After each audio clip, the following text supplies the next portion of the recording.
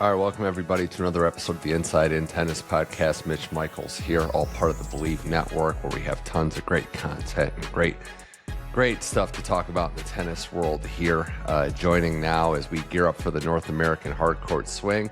First time on the show. Always been looking to talk to this guy, so glad to have him on here on the Inside In Tennis Podcast. Hard to list all the places this man broadcasts for. We'll try to mention some: BBC, ATP Media, Tennis Channel, of course, some ITF events as well. You heard him in Gstaad last weekend, and he's a first-time guest on the show. Nick Lesser, welcome to the Inside In Tennis Podcast. Mitch, good to be here. I've listened to your show for many years, as long as it's been going, so it's nice to be here with you.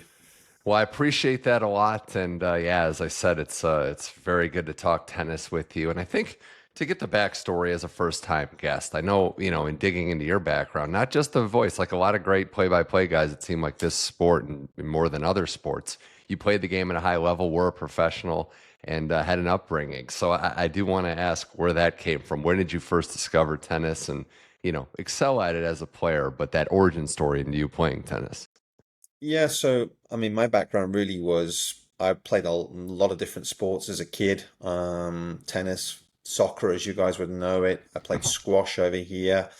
And then when I got to kind of 13, 14, my focus was really to be on tennis. For more than anything else, it was just a sport that I really enjoyed playing above the others. And then I continued to play pretty regularly until kind of 17, 18 when I finished my studies. I then played, I guess I would probably describe it as semi-professionally for a year and a half, 2 years. I had some ATP points. And then, I was quite a late physical developer. So I think junior-wise, I was never really a particularly standout junior. When I look back now, I probably reflect on maybe the chance that missed not to go to college in America, because I probably would have benefited a lot from going to college in America, but didn't do that. Yeah. But yeah, that's kind of where I started. And really since sort of when I stopped playing 23, 24, professionally, I've continued to play regularly and just very much obviously part of my life. The college thing is interesting, right? I think, it's interesting to say because hindsight's 2020, how good college is, but even, a couple years before this boom, you still felt like college might have been a better path looking back? I think what's changed in the last decade for me is there's just been such a snowball effect. When I was 23, 24 from the UK, there were a very small number of people going across to America. Now it's almost like a rite of passage over here. Just, you're sort of 17, 18. It's, as you're a half decent tennis player, it feels to me like it's just the path you go. If you're willing to leave home and you're happy to go abroad, it's just a done thing. That wasn't the case 20 years ago. The movement of not just British players, but I think in general, and I think with the success that college players are having on the tour now, it's only going to continue to grow. That nature of that movement. Yeah, you have the Ben Sheltons, also Sarundalo, Jacob Fernley, another one, and these players are coming right into the pro game and doing well. It's also, it's very fascinating for me, Nick, on the outside, because you look at the resumes of these players in college, they're not all Ben Shelton.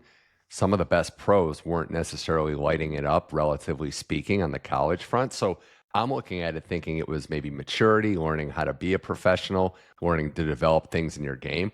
There isn't a great correlation necessarily with dominating college and then having success in the pros. Sometimes it's even inverse. Yeah, I think I always relate specifically Cam Norrie, I think is a really good example of somebody who at 17, 18 was not a great junior. He was an okay junior, but he wasn't on the radar of someone that was going to be fast tracked to the top of the sport.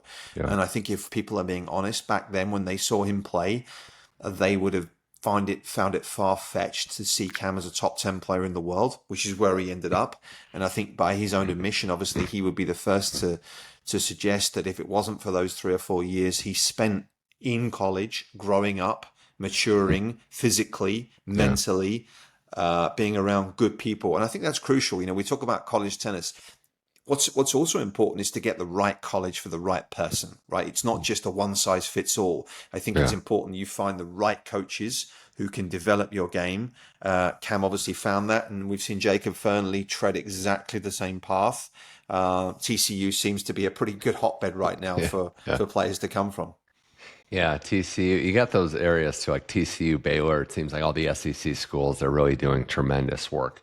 Back to your story though, Nick, and I followed along and saw kind of where it was going. But it was a couple years. You said pro, semi-pro level, and then you decided to dive right into a media career. Was it as abrupt as it looks? Did you have any regrets or any other paths, or was it just all media for you right away? No, so I effectively, when I stopped playing, I coached for sort of Hmm. 4 or 5 years Hmm.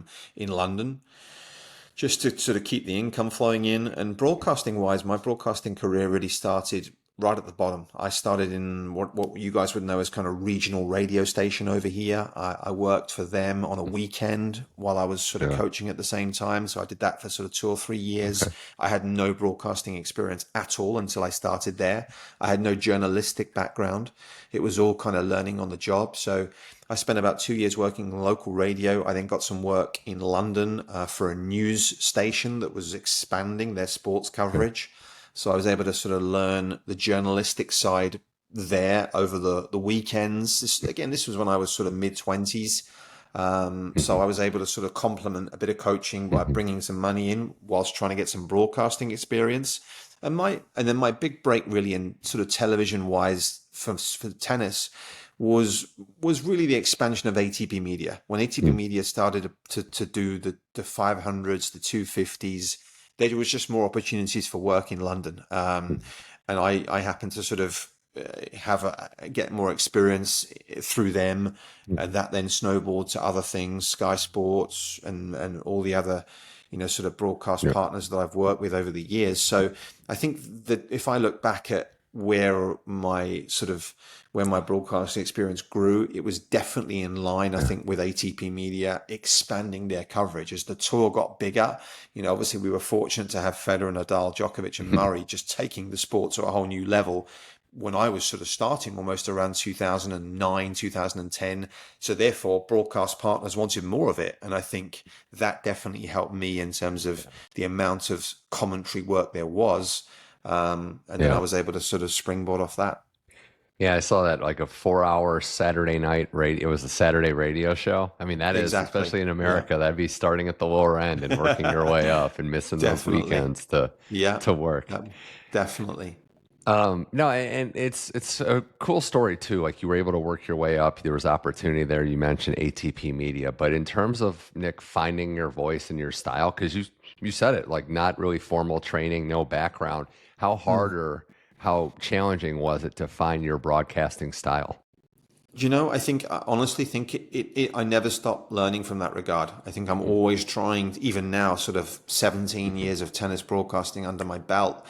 I think you just are always evolving. You're always learning. I'm always learning about the sport. That's the one thing I've always prided myself on, is that I certainly want to continue to gain knowledge about the sport, because I think that enhances me as a broadcaster. I think that's important.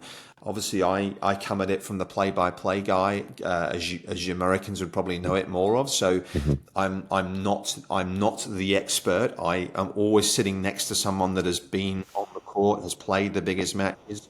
That allows me to pick their brain. But I think there's no doubt that over the years, my style has definitely evolved. I think it's always been less is more. That's always been my philosophy.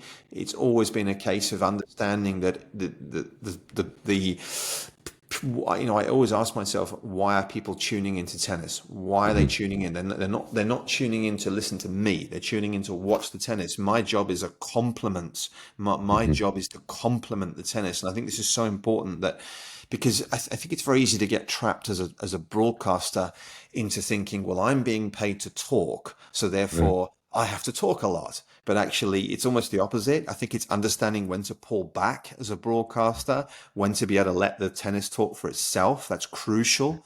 And understanding when to deliver words, meaningful words, at the right Yeah. time. And I think that is a skill in itself, and I think you do learn that as time goes on. And hopefully I've been able to get a pretty good grasp of that in recent years.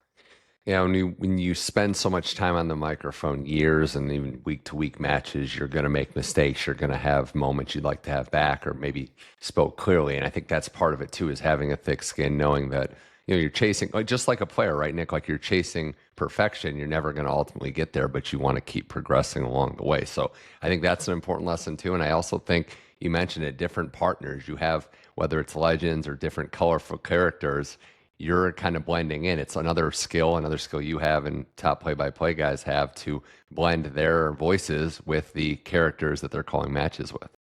That's right. And I think probably in my career, I would probably guess I've sat next to around close to 150 different former players, all of which have brought something different. Some are engaged, some are less engaged, some are well prepared, some are not so well prepared, some are happy to tell the stories, some are less happy. So there's just such a variety of people that I've sat next to over the years, former players who have all brought something different. And I think, what's key for me is to, again, how I see my role is to be able to extract that information from them, because it's not always easy, I think, for an ex-player just to walk into the box and feel like they know what they're doing. And I don't mean that disrespectfully, but there's not always a whole lot of instruction at times in my industry. There's not always a lot of guidance. And I think ex-players are often put into roles in commentary. Some are very natural at it. Jim Courier probably springs to mind. Obviously, I haven't worked a lot with Jim, but did quite a bit with him at the US Open last year. And Jim's obviously very natural, but Jim is very, very well prepared. And I think that's something that obviously I respect as somebody who is so passionate about what I do. It's nice to work with people who it's not just a job, if that makes sense. Right. It's they are fully engaged in what they do, and I think that definitely makes a difference to the viewer as well, because the viewer will pick that up. Well, in your 17-year career still going, do you have a couple moments or memories that stick out where you were on the call in the booth? Memories that you have, some of your favorite matches and moments? Yeah, I mean, listen, to be in Paris this year, in more recent times for the Roland Garros final, to call the Roland Garros final, alongside Rob Koenig. Rob and I have obviously spent countless hours together in the early days at ATP Media. So to be able to do that with Rob was pretty special, I have to say.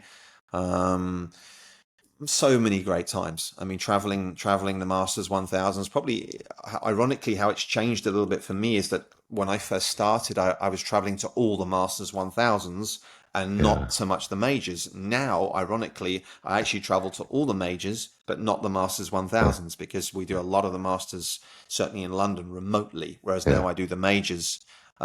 Just speccing for this year, I do the majors on site. So yeah, so many great ones. Traveling when Federer and Nadal were playing was just so special. The adulation those guys got week in, week out, all around the world. I'll never forget going to Shanghai and just the love they had for Federer in Shanghai was just incredible. But it's a different passion. Obviously, in different parts of the world, they express themselves so differently. So certainly being in Shanghai with Federer was pretty amazing. Seeing Djokovic complete the 9 Masters, that was very special. That stood out as well, because no singles player had won all 9 Masters, and Djokovic took a long time to win that 9th one. But when he won Cincinnati that year to be on the call, I think that was 16 or 17.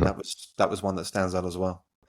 Yeah, and in recent memory, calling the match with Rob Koenig and going through the Alcaraz center match, it's so long, but it's just such a special match. Are you sensing earlier than maybe most that this is something different? I mean, it's one thing for two players to play a match we saw in Wimbledon that, how could you live up to what we saw at Roland Garros? But when that match is taking place, is it hitting a little differently as you're calling it? Yeah, I think it is. I think probably the moment that match turned was when Sinner failed to convert those match points, and you just sensed the momentum switch. And that's, I think, when you felt, hold on a minute, we're 2.5 hours into this match. Yeah. We could still be here in another 2.5 hours time. And if we are, it will go down as one of the great matches. And I think that was, to me, that was definitely the case. I think the first couple of sets were great, but I think it probably to me, again, for me, that match, what the overriding memory of that match for me was just the sustained quality of it. Because I think at the start, for maybe a set and a half, it was very Sinner dominant, right? Sinner was dominant as he was in the Wimbledon final. I think ironically, it could have been a similar story to the Wimbledon final. But I think then when Alcaraz was able to switch the momentum in his favor and begin to just wrestle control of the match, which it felt like he was. And then I think with the last chapter of it, the fifth set, because to me, and I think to most people, it looks as though Sinner was completely cooked at the start of the fifth. To me, I think a lot of people were thinking, well, 6-1 Alcaraz here, 6-2 Alcaraz, because Sinner's got nothing left. But the way Sinner was able just to hang on there for as long as he did, and then look as though he was going to win the fifth, there were just so many different chapters, I think, to that match, which was what made it so special. You're so right, because if Sinner serves it out, then, or, if he breaks when he has love 40 or serves it out, we're not looking at it as a classic. Likewise, if he doesn't break back to get on serve in the fifth, it's not quite the classic that it is. So those two flat points, and that's the drama of tennis here. Here now with Nick Usser here on the Inside In Tennis podcast. We're just discussing his career and now transitioning into some tennis and current notes. I know we're over a week away from Wimbledon. The dust has settled, Nick. But as we look at all the current headlines and happenings, and we gear up for the North American hardcourt swing, you're starting to see dust settle on the men's and the women's side. On the women's side, with Iga completing that Wimbledon title and taking her deserved time off, you start to think if number one's going to be a possibility again, and where she was. And I look at it as a whole, Nick, where she was the start of the year, given all the doubts. It's certainly changed in the last 2-3 weeks. Massively so, in an unexpected part of the season, right, as well. Let's be honest, I don't think even she would be the first to admit that going into Wimbledon, even though she had those matches in Bad Homburg, which obviously were of great benefit making the final there, I think even by her standards, she would admit that there was still some question marks to answer, weren't there? That was obvious. Her results suggested that. So definitely picked momentum up as the tournament went on. I feel like, again, I didn't do every single match of hers at Wimbledon, but the ones I saw just felt like she was able to rein it in a little bit more. Early on, there was, again, just quite a few unforced errors early on, forcing the play like she can do, taking the ball almost so early, rushing it. But I think the level of comfort in her own mind allowed her just to sort of just not take on too much risk early on as the tournament went on in some of those matches. She was able to build herself. And again, I think conditions at Wimbledon this year were so hot. And to me, again, I didn't play on those courts, but just listening to what people were talking about, the surface was hard at Wimbledon. We've had a very dry few months here in London, and I think the ball was bouncing up higher because of the heat, which definitely played into Iga's hands. There's no doubt for my money.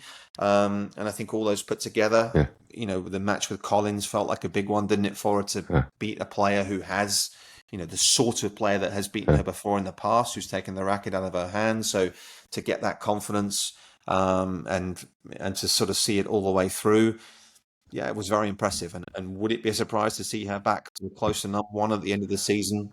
Definitely not. Yeah, that Samsonova match for me was the one where it kind of was an inflection point that could have gone a little haywire in the second set. You never know, but Iga gets confidence, wins. And Nick, when you're talking about the conditions and ball bouncing up higher, how dry it was, that also sounds like it might have benefited Sinner in that it suited what he was able to do out there. We're at a point now where it's the popular question, but it's a tough one to answer. Who could challenge these two guys that have just been collecting 7 slams now and counting in Sinner and Alcaraz? Do you know, I think what's really interesting, certainly in the last week or so, I think we've seen players maybe looking at themselves in the mirror a little bit, who are on the outside looking in. Zverev obviously has gone to see Tony Nadal. Yeah. I heard that was potentially in the offing around the Wimbledon time. I know that a couple of colleagues sort of know a few members of the team well, and they were like, listen, Sasha, feels like he needs to do something different now because of the nature of the way the two at the top have separated themselves. Holger Rune hiring Andre Agassi. I know he's now not playing in DC, he's pulled out, but a Holger Rune looking maybe at what he can add to his team. Is that just a coincidence that those two guys who are who are at the moment major loss and maybe looking at those top two right now, dancing off into the sunset with how Yeah. far ahead they are, everyone else, to me, that's a good sign. That's a good sign for those guys. They're not just happy being where they are. There's a lot of work to be done. Yeah. Jack Draper, I think, obviously will be disappointed not to be able to play either of Canada and Cincy, having had such a good start to the year. Got to think it's going to be tough for Jack at the US Open as well, without a match in 8 weeks. Again, depends on the draw. Jack's Yeah. such a competitor. Um, I like Jakub Mensik a lot. I think Jakub's got some very, very big weapons. Very young still. He's a couple of years younger than some of the Yeah. guys we mentioned, so he's got time to physically develop. I think he backs himself big time as well. I think he's a great believer in his own ability. Shelton is a guy you just mentioned. If he can just improve the return numbers a fraction, which he feels like he has done this year. I've just Yeah. actually hit some of those numbers. They are getting marginally better. If he can break it a little bit more often, he's going to be right in the conversation. Yeah. So, there's guys in there. What's great for me Well, is, as I just said, some of those guys to me are looking in the mirror and saying, right, what do we need to do to get better? And I think that's a good sign.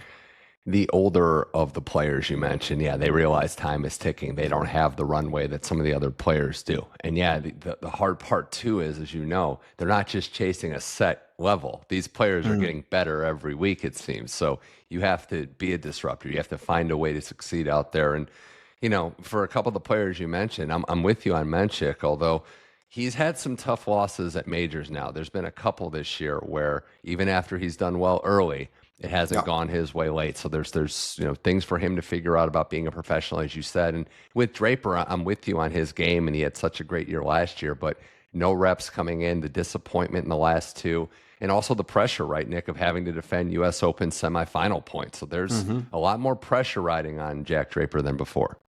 Yeah, and I think, listen, I think Wimbledon, obviously, he was hurt a little bit there.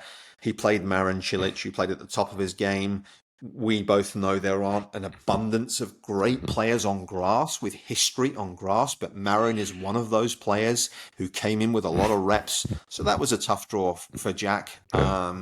Jack's played a lot of matches at the start of the year, came into Wimbledon, as you say, as the main focal point, really, of the attention of the media. So that's something that he had to deal with. I can't speak for him personally, how he felt he handled that. But Jack's, the one thing I do know about Jack, having sort of got to know his team pretty well over the years, is that Jack has phenomenal levels of self-belief in himself. He sees himself as a major champion.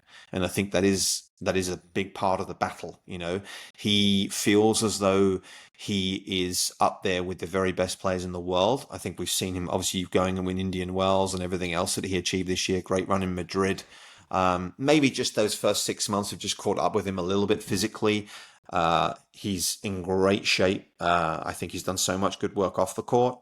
And as I say, I think mentally he believes he belongs at the very top of the sport. So, and I don't think Jack is one of those guys that's going to sit back and be happy with what he's got. He wants to be a major champion. He's on the short list of players that a lot of people are saying potential to do it is very close, but it still looks like a gap right now. So we'll see. That's the beauty of this sport, right? Who can knock the top two off the pedestal remains to be seen.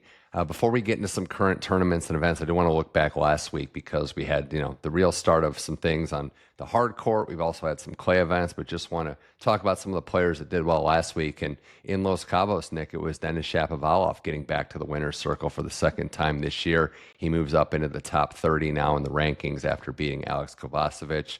For Shapovalov, I mean, when it's clicking, and it's been uneven at times, Nick, but when it's clicking, it looks pretty cool out there aesthetically as how he plays. He just was relentless in getting this tournament, and the final was pretty dominant for the Canadian. Yeah, I mean, took advantage of I think if we're being honest, a relatively weak-ish draw in Los Cabos for a 250, but you can only beat the players in front of you. Listen, I didn't see much of it last week because I was on Gstaad, but I think Dennis has had a tough spell. Having seen some of his matches on the grass, particularly I remember Stuttgart, Wimbledon this year, he struggled a little bit emotionally. He struggled a bit emotionally, and I think to me at the moment, one of Shapovalov's biggest problems is winning matches on days he's not playing well. That's the problem he has. His top line is borderline unplayable. Okay, that's always been the way. I've spoken to a lot of coaches on the tour about Dennis's game. the weaponry, the serve and the forehand are as good as anyone's on their day when he's dialed in. But when he's not feeling it, is he able to dig in and win ugly? Can Shapovalov win enough matches ugly to continue to push up back towards the top 10? This season, when it's been good, it's been great. When it's been poor, he's lost. Do you think he goes too big? Do you think he goes too big? Is that part of it? That's been the criticism, right? That's been the criticism, but he will tell you that's the way he needs to play. So we have to trust him on that front. He's obviously, he obviously had Janko Tipsarevic helping him out a lot over recent times. There's been a fair few people working with him behind the scenes. It's hard for me to see it, to know what he's doing day to day. But listen, it certainly had a great start to the year. It tailed off. And just on the matches that I saw, it's just finding ways to keep the blinkers on in matches when, Denis has a little bit of a habit of kind of looking around and getting frustrated. And you just feel as though he at times just shoots himself in the foot a little bit too often, as opposed to just knuckling down, finding a way to get enough balls in play to get through that match and allow himself to get better. And that, for me, is obviously what some of the great players have been able to do. It was interesting because he started the match breaking early against Kovacevic and ran away with it. He played downhill. That was exactly how Andrey Rublev started his matchup and then wasn't able to win. And Rublev, again, I know it's early, we're starting up, players are ramping up. Nick, far be it from me to ever accuse a player of maybe not having as much variety or being a little one-dimensional, but for Rublev, you see a pattern when he loses matchups, right? Like you don't see him coming forward, you see him spraying a lot of shots, and you see him get frustrated. And I'm wondering if we're at a point now, again, he's 28 this year, is there going to be another step? Can he unlock more in his game?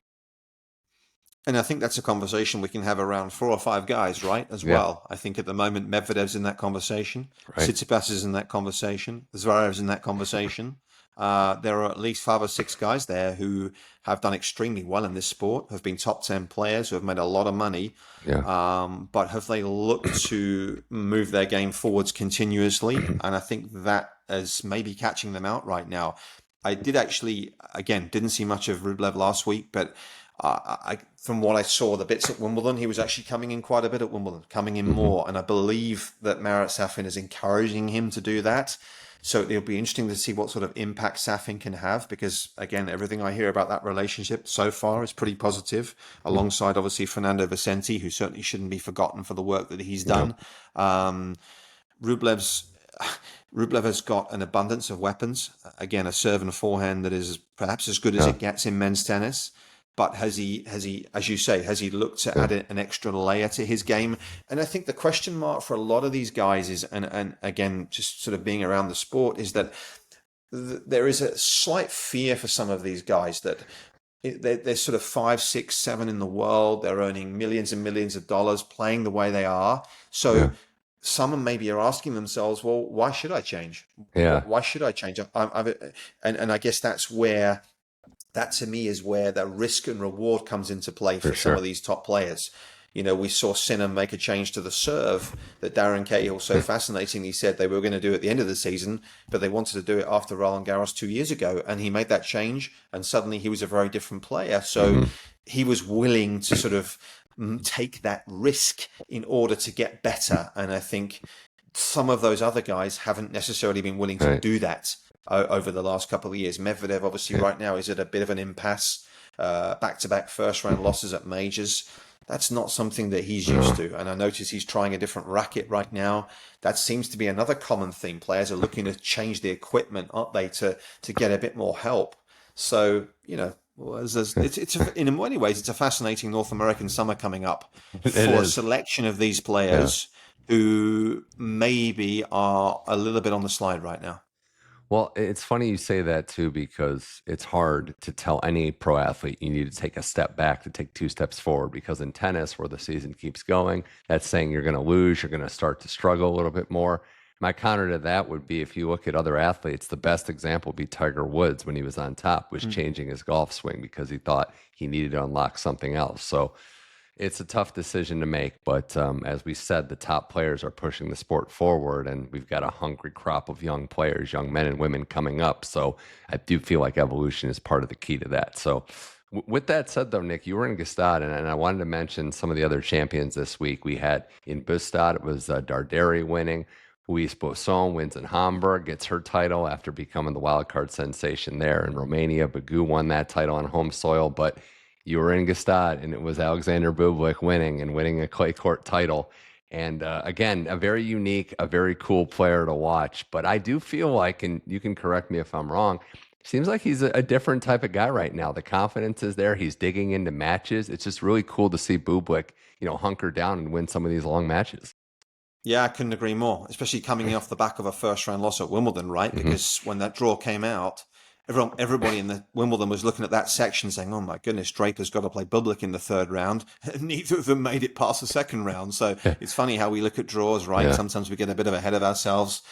And I think, to a greater point, that without sort of banging the drum for men's tennis, the depth of men's tennis right now is just incredible. There's just so many good players out there from pretty much, if you take the top 10 of the equation that are probably separate from 10 to 200. And I think it's, even Gstaad last week, if you look at that event as a whole, we had so many 3-set matches in Gstaad last week, which I think speaks to the tightness of the field. Guys ranked Ignacio Butte, who's a young man coming up. That's another guy to watch who made the semis, 21 years of age from Peru. Suddenly he's getting some great wins. There are so many good players right now, and some of these 250s on clay are so competitive. To your point about Bublik, I think the belief on clay has grown a lot, obviously, as well after what he did at the French. 2 or 3 years ago, he would speak to the media and talk about clay as if it was like the time of year when he basically goes on holiday for 6 weeks, and how that has been. We've had a complete 180 in that regard, haven't we? I still think the match he played against Draper at Roland Garros in the run of 16 there, that last set of tennis was one of the best sets I've seen this year in terms of it had everything that he was. Bublik just digging in, leaving everything he had out there. Yeah. Has he become a better competitor week in, week out?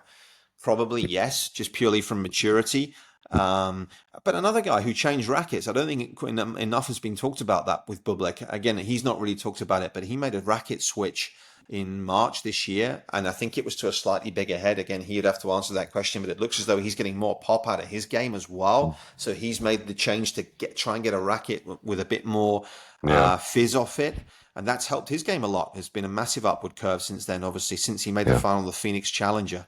But just a guy with his skill set is so wide ranging because he can obviously get a lot of free points out of the serve, but he's just got unbelievable feel as well. His feel is almost, I don't think there's too many players on the men's tour who have the soft skills that he has to take the pace out of the ball. Yeah.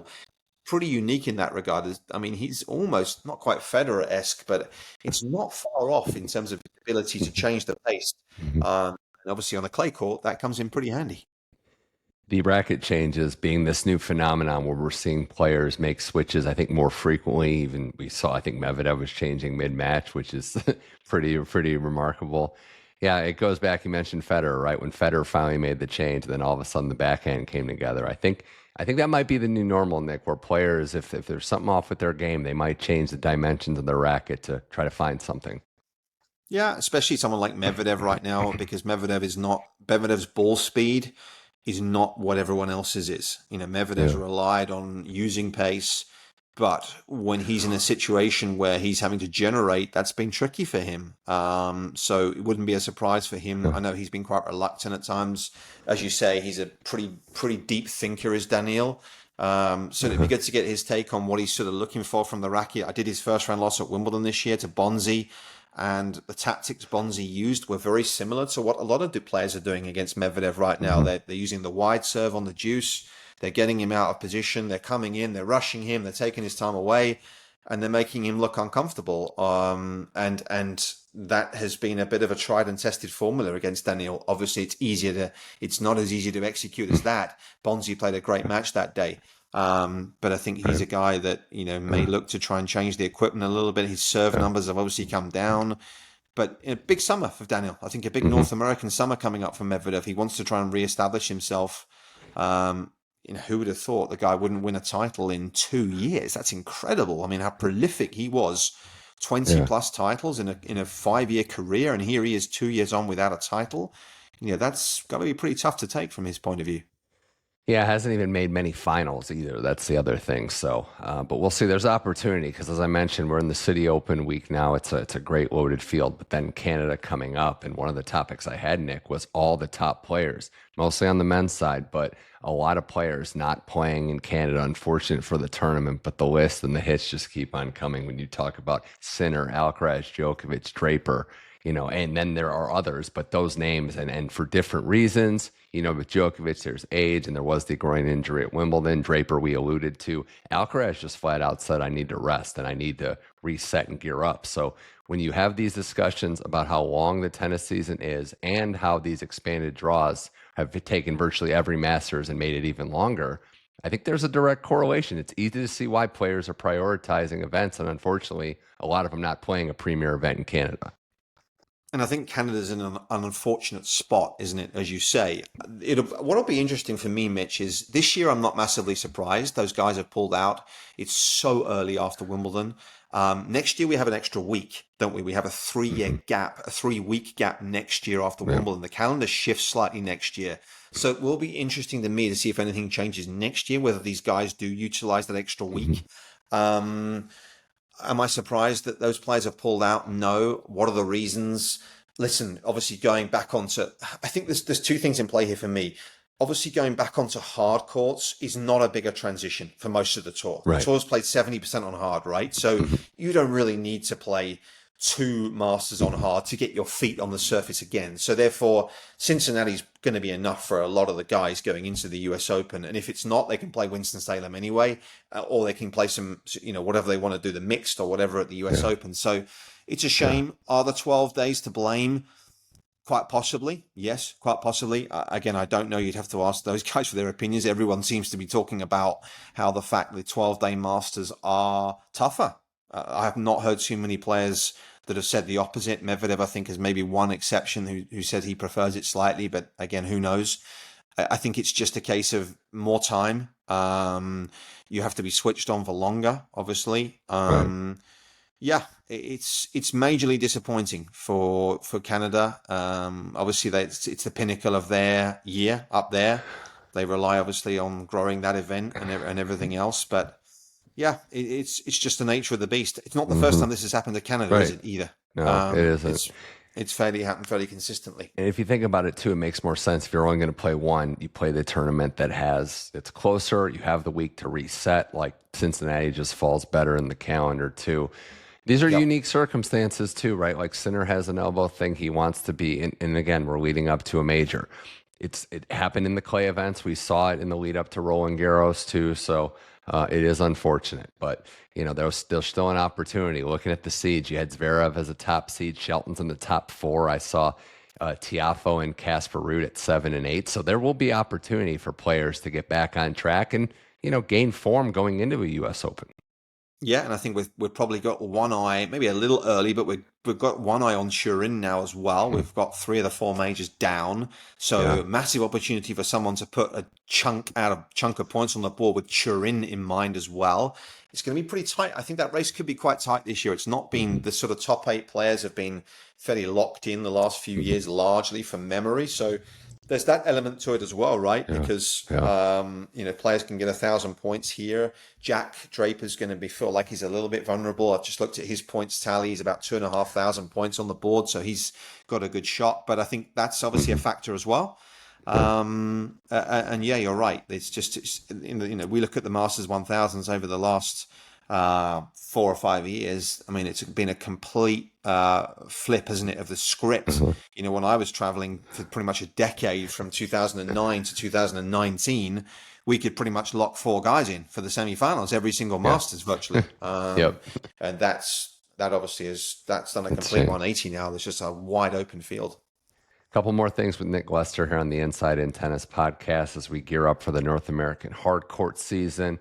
I wanted to go back to something you mentioned earlier, and that's Andre Agassi working with Holger Rune. Now, Holger did pull out today of DC, said he had some back stiffness. Hopefully he's okay for Canada and beyond. But, talk about going to the drawing board. Going to Andre Agassi, somebody that is a legend of the sport, obviously, but in a unofficial mentor capacity, Nick, how do you think Andre can and will help Holger, who's been stuck in a rut for the better part of 2025?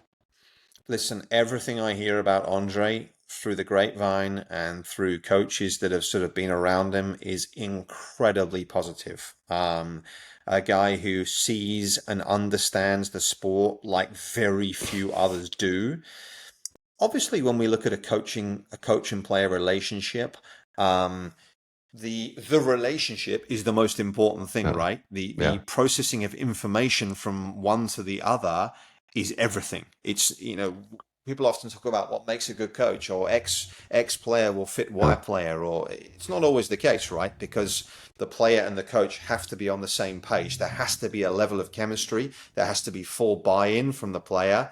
So Andre, being obviously the genius player that he was, I've spoken to Christian Groh quite a lot over the years. Yeah. Chris is a coach down in San Diego who traveled with Tommy Haas quite a lot. I know Chris knows Andre very well, and Chris speaks so highly of what Andre does on the court. And I think probably it's not necessarily that widely known. I know he's been on court with the likes of Lerner Tien a little bit, Andre, Yeah. in the recent times. He's had a lot of input with various different people going to Vegas. Sebi Korda obviously was someone who Yeah. went to Andre. So listen, it's never a given, but I think if Holger is engaged and willing enough to be able to learn and open up and stay healthy, because Holger's game is, I feel like Holger's mental side at times has been again too up and down. The defeats he's had to Jarry at Wimbledon from 2 sets up, was a disappointing one. There's been too many of those this year from my perspective. He's just not been quite as mentally focused as some of the best players that have been above him. So hopefully Andre can add something to his game and get the best out of him, because I think he's someone whose game is definitely there. It's just finding a way to tune it in the right way. And believing and finding a way mentally, that mental edge is what separates a lot of these top players from the next tier down. So I'd like to see it too. He's got the game. He's got the personality. I think it'd be great to have him in the mix. And yeah, working with Andre, I mean, we saw the clip of Marcos Giron getting on the court with him, and he just wouldn't stop smiling, talking about just being out there with Andre. So he has that aura, and he's just giving back to the game is cool too. It's just nice to have Andre still involved as a former champion. So I'm pumped to see it. Definitely. The other note I had too, which was interesting, we did hit a milestone, another one, because he's hit a ton of them. But Djokovic, it's 900 weeks in the top 10. Just do the math out there for those listening. That's over 17 years of just being ranked in the ATP's top 10. It's insane, mind-boggling. Yeah, and his ability to stay fit, right? I mean, obviously he had one period where he was out of the game, but it was only a relatively short one by the standards of his longevity. So, just a unique athlete, and I think probably we might only really appreciate him. Probably us in the game appreciate him, but maybe those that are outside it will maybe only appreciate him and what he's achieved when he's actually gone, because just such a remarkable athlete. Yeah, it's hard to be the last one left of the era too. It's a lot of pressure. It probably feels a little weird. You see Roger and Rafa on the golf course just hanging out, and you're still, still committing. And I know he's got the records on pretty much everyone, but it's got to be a little different when you're the last of your era, still fighting, still competing. I agree, and I think he feels like maybe a little bit of a little piece of him was actually gone because of that. And he'll be selective, right? He was going to these last 12 months or whatever it is of his career. He'll be very selective with what he plays, when he plays them.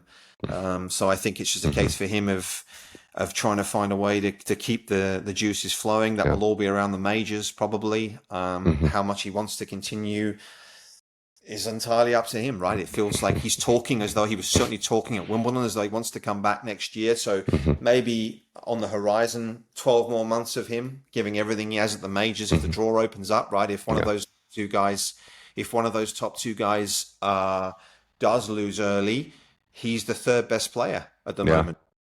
We saw that at Roland Garros, right? So and Wimbledon. So he's still very in there as he closes in on the tender age of 40, a couple of years away from that now.